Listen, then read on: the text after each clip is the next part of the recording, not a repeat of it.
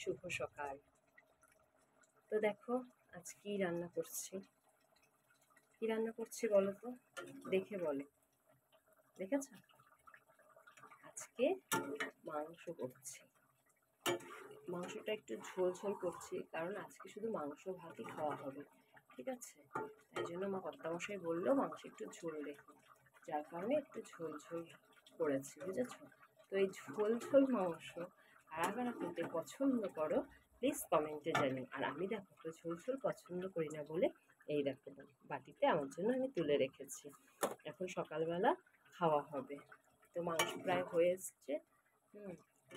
তো বলো তোমরা কে কী করছো এখন, প্লিজ কমেন্টে জানাও। আর বন্ধুরা, আমার ভিডিও কি তোমাদের ভালো লাগছে না? এত ভিউজ কম হচ্ছে, লাইক হচ্ছে না, কমেন্ট হচ্ছে না, কি ব্যাপার? আমি কি এতটাই খারাপ ভিডিও করছি? প্লিজ তোমরা লাইক কমেন্ট করো, আমার পাশে থেকো প্লিজ বন্ধুরা। তোমরা না থাকলে, আমি আগেও এই কথাটা বলেছি, তোমরা না থাকলে আমি এগিয়ে যেতে পারবো না।